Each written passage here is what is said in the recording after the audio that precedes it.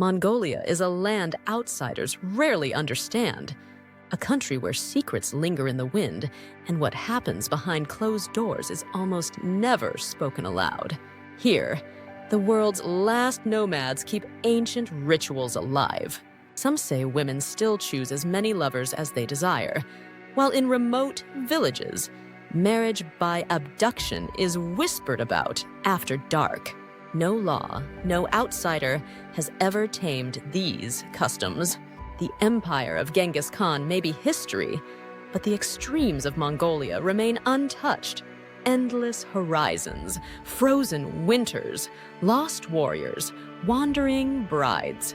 What really happens inside a Mongolian yurt, or in the shadows of the Gobi Desert? Would you dare live by rules written centuries ago? Most will never know the truth. You're about to see what few ever do. Mongolia stands at the heart of Asia, a vast land of open steppe, harsh winters, and endless sky. For centuries, its people lived as nomads, herding horses, sheep, and yaks across grasslands that stretch for thousands of miles. But this remote landscape was once the command center of the world's most powerful empire. 800 years ago, Genghis Khan united the warring tribes of the steppe under one banner. What followed was a wave of conquest unlike anything before or since. From the edges of Europe to the shores of the Pacific, Mongol horsemen swept across continents, shattering armies and rewriting the map of the world. At its peak, the Mongol Empire was larger than modern Russia, China, and India combined. No kingdom or sultanate was beyond its reach. The Mongols built trade routes, spread new ideas, and ruled with a mix of ferocity and tolerance. Every traveler in the 13th century knew that all roads, sooner or later, led back to the Mongols. Today, the legacy of that empire survives in every corner of Mongolia, in its language, its legends, and the pride of its people. This is a country shaped by history's greatest conqueror and by a spirit that refuses to disappear. Genghis Khan, born as Temujin in the 12th century, began as an outcast and rose to become the supreme leader of the Mongol tribes. His genius was not just in battle, but in bringing together rival clans, forging a nation from chaos and blood. The Mongols under Genghis Khan built an empire on speed, discipline, and terror. Their armies moved faster than any enemy, using cavalry tactics no one could match. Cities that resisted were leveled. Those that surrendered were absorbed into a network of trade, tribute, and new ideas. The Mongol Empire pioneered a postal system stretching from the Yellow Sea to the Black Sea. They protected merchants, guaranteed safe passage for travelers, and made the Silk Road into the superhighway of the ancient world. Religious tolerance was law. Buddhists, Muslims, Christians, and shamans all served in the courts of the Khans. Genghis Khan's reputation as the world's greatest conqueror was matched by a policy of integration, innovation, and ruthless order. In Mongolia today, his name is still sacred, carved on statues, whispered in ceremonies, and carried in the blood of every steppe-born child. The shadow of the empire remains, a reminder that Mongolia was once the center of everything.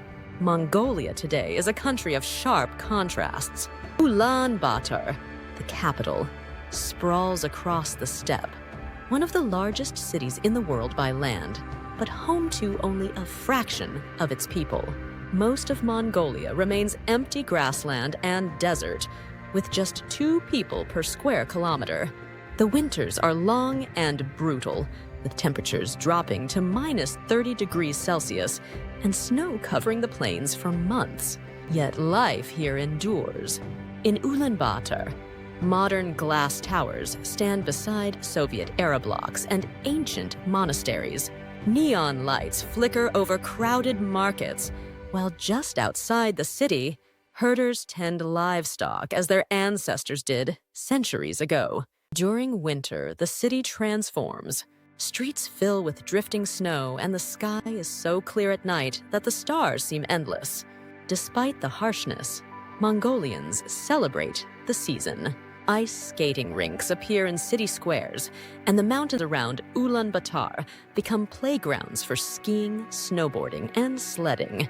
The cold is not an enemy, it's a test and a source of pride. Here, tradition and modern life collide. Mongolia is both ancient and new, and every winter proves that only the strong and adaptable can thrive. Daily life for most Mongolians is simple, rugged, and deeply tied to the land. The traditional diet is built on necessity: meat from livestock, dairy products like fermented mare's milk, and root vegetables from small family plots. Every meal is fuel for the challenges of the steppe. Survival shapes the routine. Nomadic families live in round felt tents called gurs, built to withstand icy winds and blazing summer sun.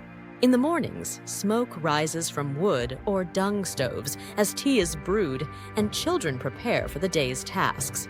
Work is constant: herding animals, repairing shelters, gathering supplies before the next move. Community matters. Neighbors share food and labor, knowing that isolation can be deadly when the weather turns. Mongolians are proud of their resourcefulness. Legends tell of warriors making ice cream from snow and horse milk after long journeys. During festivals and harsh winters, unusual foods appear: dried cheeses, preserved meats, even the infamous sheep's eye juice, a local hangover cure more feared than enjoyed. Hardship is normal. Beauty is found in small things: a warm fire, a bowl of hot soup, the company of family and friends as wind howls across the grassland. To survive here is to adapt, to respect nature's power, and to celebrate what endures. Winter brings more than hardship, it brings celebration. In the coldest months, Ulaanbaatar fills with festivals and gatherings that pull the community together. Markets sell thick wool, yak fur clothing, and handmade crafts. Street stalls offer steaming plates of dumplings and rich soups to fight off the chill. Families visit one another, sharing food and stories, making sure no one faces the darkness alone. The most important event is Tsagan Sar, the Lunar New Year. Houses are cleaned, old debts are settled, and families reunite for lavish meals and ritual greetings. City squares erupt with music, dance, and colorful parades. Even in remote villages, neighbors travel miles on horseback to celebrate together. Festivals are a reminder that Mongolians have survived centuries of harsh winters, not by hiding from the cold, but by embracing it, transforming survival into culture and hardship into joy. Mongolia's wild heart is unlike anywhere else on Earth, and some say you have to see it to believe it. Picture endless grasslands, where herds of horses thunder across the steppe beneath skies so wide, you lose all sense of distance. The Gobi Desert is not just sand, but a maze of rocky canyons, hidden oases, and shifting dunes that look alien in the morning light. Scientists travel from around the globe just to search these sands for dinosaur bones and eggs, ancient secrets frozen for millions of years. Then, deep blue lakes appear where you least expect them, reflecting forests, mountains, and the silent movement of migrating birds. Most will never set foot in these places, but now you can. If you're ready to witness landscapes that look more like another world than anything you've seen before, Mongolia's extremes have to be seen to be believed. Winters so cold that ice forms in mid-air, summers so dry that the ground tracks open for miles. And among these extremes, the monuments stand out, like the colossal statue of Genghis Khan rising out of the plains, gleaming steel against a backdrop of endless blue sky. At 40 meters tall, it's the kind of sight that makes even the harshest landscape feel legendary. It's no wonder Mongolia is called the land of the eternal blue sky. With over 250 days of sunshine every year, the light here makes everything look sharper, wilder, and more alive. No documentary or photo can prepare you for the reality. You have to see it for yourself, because only then do you realize how small and how free you really are. Mongolia's spiritual life is as diverse as its landscape. The majority of Mongolians practice Tibetan Buddhism, with monasteries and prayer flags scattered across the steppe. Ancient beliefs still persist.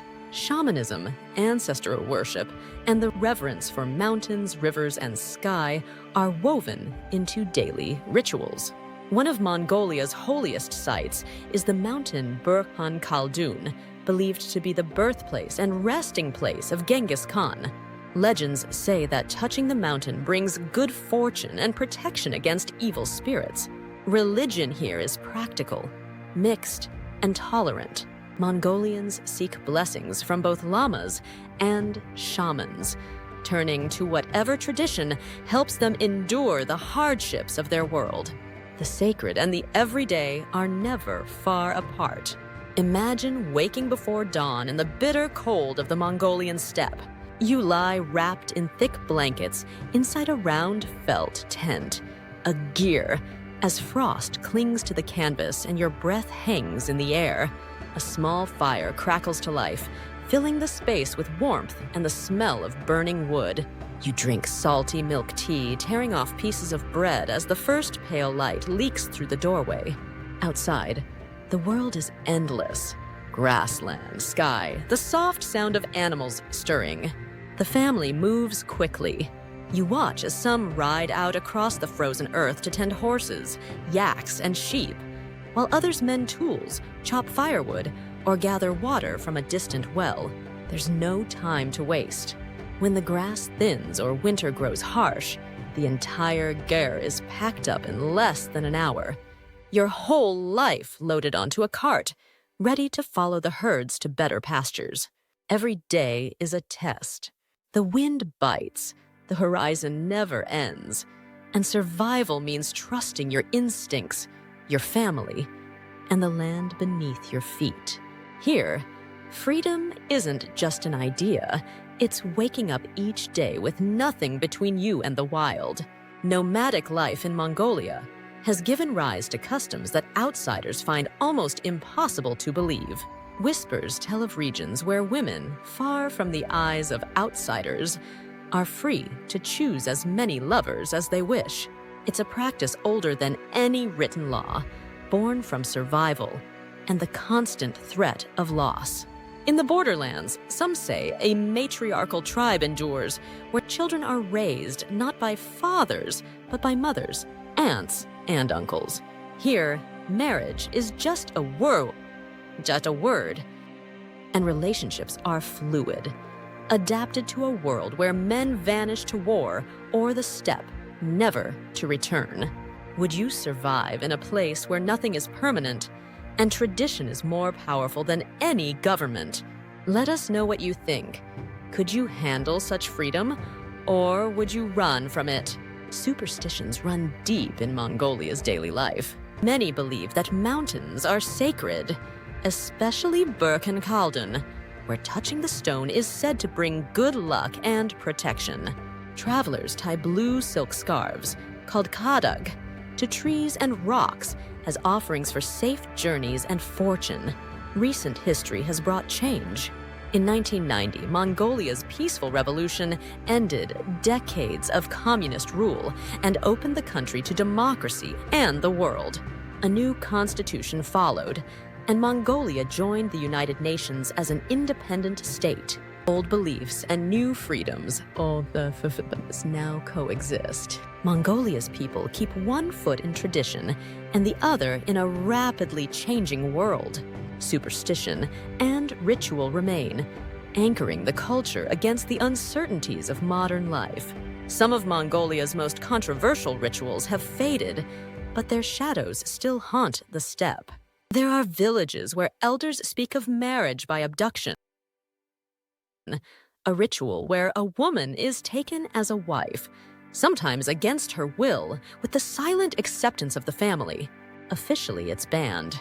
But rumors persist that in remote regions, these ceremonies still happen when the stars are right. If that seems extreme, what would you say to a festival where men hunt with eagles, training golden predators to swoop down and snatch prey from the rocks, all for the honor of their clan? Every year, the bravest gather to prove their skills, their power, and their place in a tradition older than any nation. These stories aren't for the faint of heart. Would you dare witness these rituals yourself, or would you turn away? Let us know below, because the mysteries of Mongolia aren't just legends. Some are still alive, hidden in plain sight. Every summer, Mongolia comes alive with Nadam, the nation's largest festival and a celebration of its warrior heritage. The focus is on the three manly games: wrestling, archery, and horse racing. Men, women, and children compete, cheered on by crowds in traditional dress. The festival is both competition and reunion, a test of skill, endurance, and pride. Naadam draws people from every corner of Mongolia, uniting nomads and city dwellers in a display of strength and tradition. Here, the spirit of the steppe lives on, as old as the land itself. Mongolia is a country of extremes, endless sky, fierce winters, and a legacy of warriors and wanderers.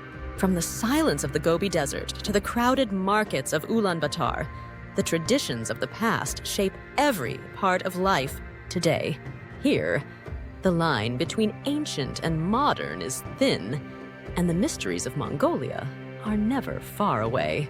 If you seek a place where survival is an art, freedom is found in movement, and every custom tells a story, this is where you find it. Mongolia endures. Its people remember. And the world still has much to learn from the last nomads. If you want to discover more worlds where tradition still rules and the unusual is everyday life, keep exploring with us. Watch the next episode and see just how strange, beautiful, or forbidden our planet can be. There's always another story, one you won't find anywhere else.